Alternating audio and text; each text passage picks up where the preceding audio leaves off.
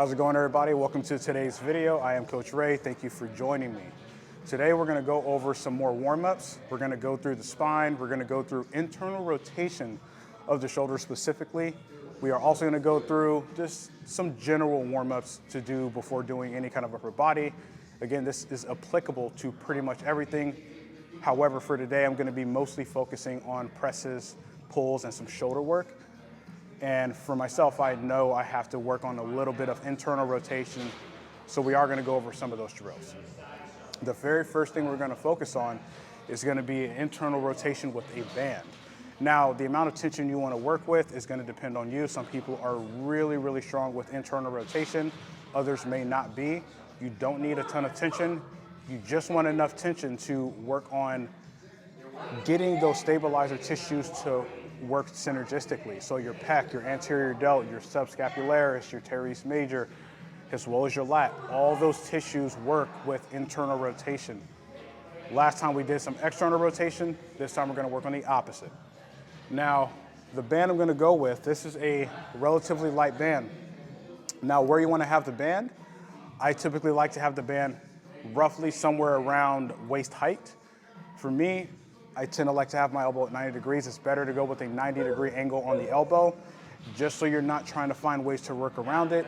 There's different angles to go with to hit specific tissues, but we're just going to keep it really, really general. Now, for here, I'm going to step out. Now, how much you step out is going to depend on how much tension you want. Now, I'm actually going to step this way a little bit more.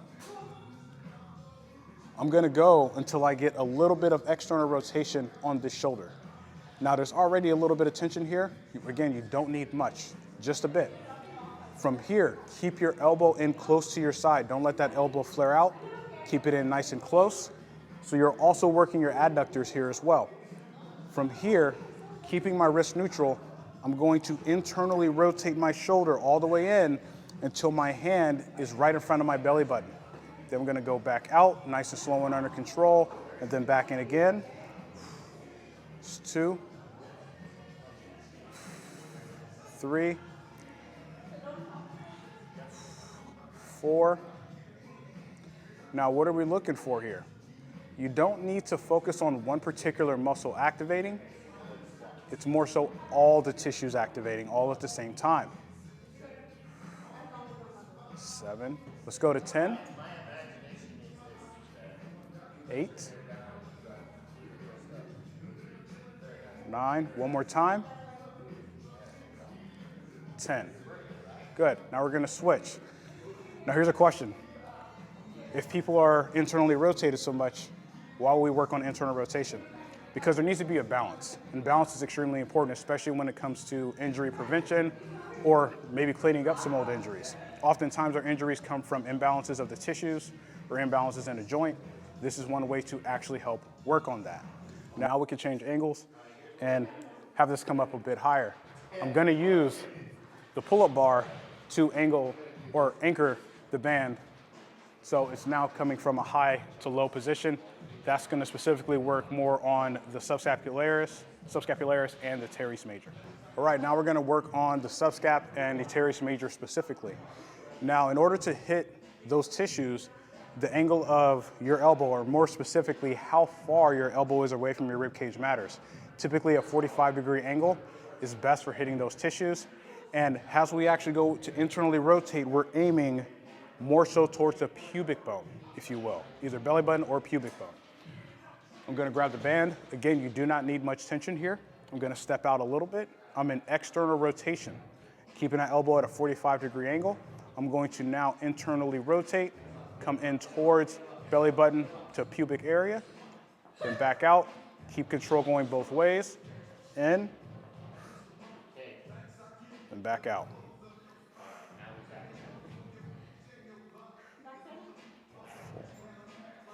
4.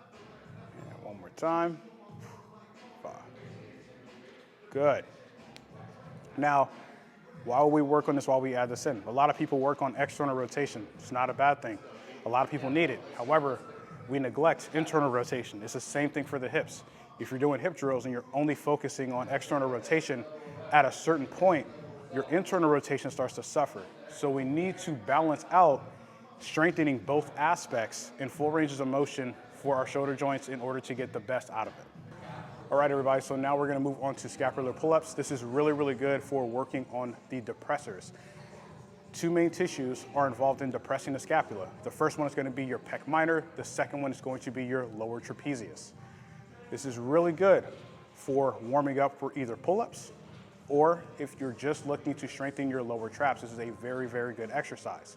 However, my suggestion is, if you have the ability to do it with your feet on a box to take off some of that load, that is the best way to start, and then you can progressively work on doing it from a full hang position. Now I'm gonna start here. You're probably gonna see some imbalances, but that's okay. Now, in terms of grip width, it's gonna depend on you. I'm gonna go with my typical pull-up grip here, and I wanna get a full hang. So I'm not going to try to pull my shoulder blades down yet. It's just getting a full hang here. Now from here, I'm gonna pull my shoulder blades down towards my back pocket, and then relax. Pull, hold for 2 to 3 seconds, and then relax. Pull, back down, pull, down, go again, pull, and down. Now, when you do these, it should be from a dead hang, not an active hang. The active part of the hang is you depressing your scapula down, but you want to get that full stretch. So let the shoulder blades actually upwardly rotate and elevate before you depress and pull them back down. As you start to get stronger and better at it, you can actually incorporate a little bit of weight, but this is a really, really good drill to incorporate, especially if you have some shoulder issues. But now we're gonna get into a couple of different drills to work on the spine. And granted, these are with sticks. So if you have sticks, that's great. If you don't, that's okay too.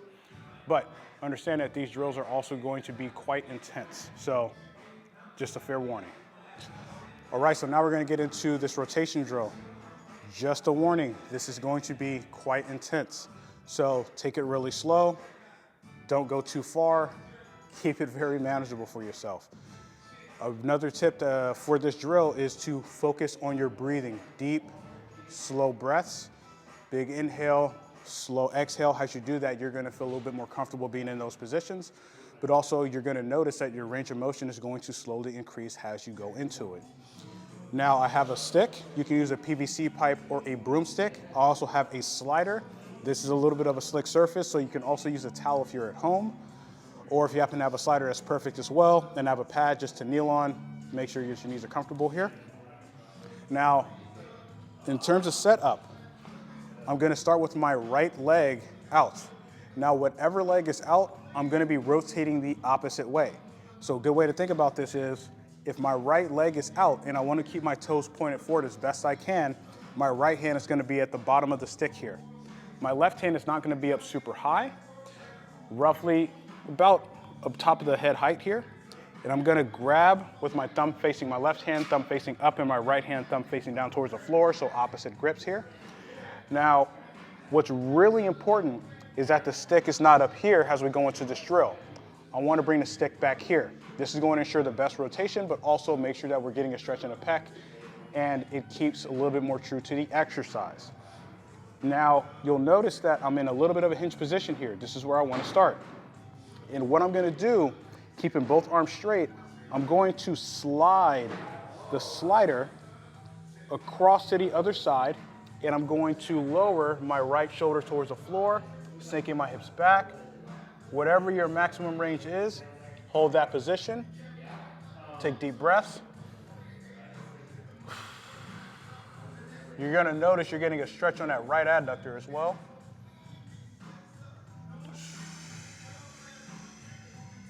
Back in.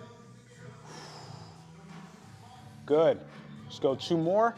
Try to keep an external rotation on that shoulder as well.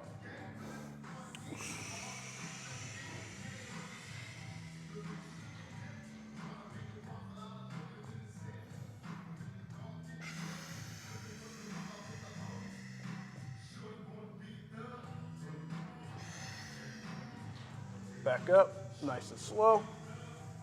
Let's go one more time.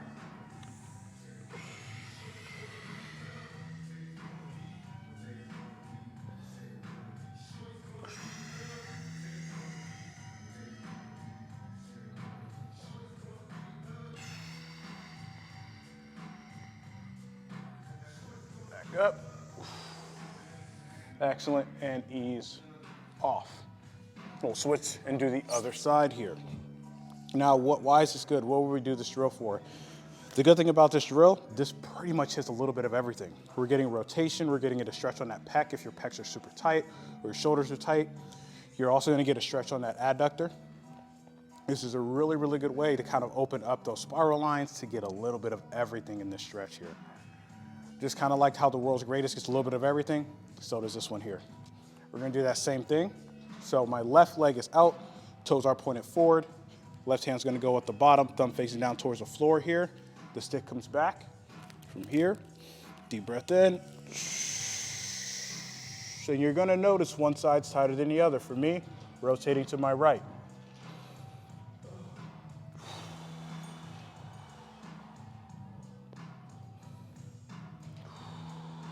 Back up. Excellent. Let's go two more.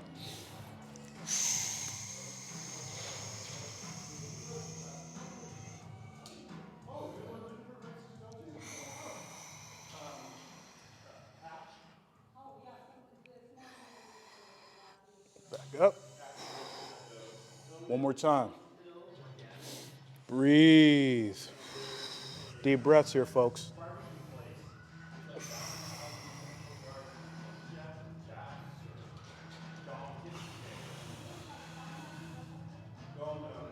Then back up. Excellent. And ease off. You can do this before you get into shoulder drills, or today I'm doing it after doing some shoulder warm-ups. This is good to incorporate either way. However, it's really important that you take this drill particularly slow. Take your time. Do not go too far into that range of motion. Remember, you have all the control as for how much range of motion that you put on yourself. All right, everybody, very last drill we're gonna cover for today. This is also a rotational drill as well. However, we incorporate a little bit of lunging side to side here. For me, I like to focus on doing one side at a time before switching. If you have two sticks or two broomsticks or two PVC pipes, it's gonna be perfect for this particular drill. I'm gonna start off with a wide stance. Now, how wide your stance is gonna completely depend upon you and your mobility and your flexibility. Take it as you need to. The bottom of the sticks are gonna be on the inside of both of my feet here. Notice I have about roughly an inch on the inside just to make sure that I have a little bit of space in between the stick and my foot. I'm gonna have my right hand roughly about face level. My left hand's gonna be roughly about rib cage height. You can always adjust your hands as you need to. Now from here, I'm gonna have both arms straight. Since my left hand is lower, I'm gonna be lunging to my left side first. So basically a Cossack squat. From here, I'm going to bring my right hand behind, and I'm gonna bring my left hand in front, and I'm going to lunge to my left and really reach out with that right hand. Now we're getting a lot of rotation on that T-spine, but now we're actually getting a little bit of work on those hips. Back up. We can adjust your hand a little bit more, a little higher for one more rotation. Lunge to that left again. Pull across.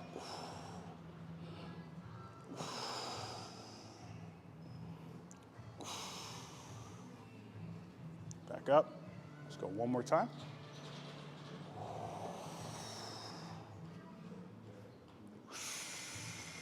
Deep breaths here, folks. Don't hold your breath. Back up. Now let's go ahead and switch sides. What you'll notice that with every drill, you'll be able to see what side is tighter or what side has a little bit more restrictions. So now we're gonna lunge to the right.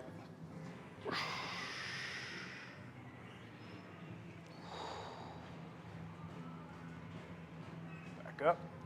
You only need to hold for a few seconds at a time.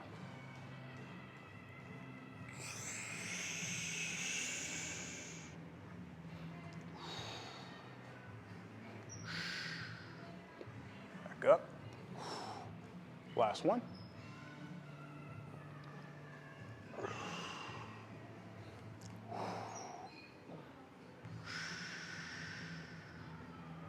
and back up. Wonderful, and wiggle your feet in. And that's it for today. Thank you for joining me for today's video. I'll be sure to catch you on the next one. Have a good one.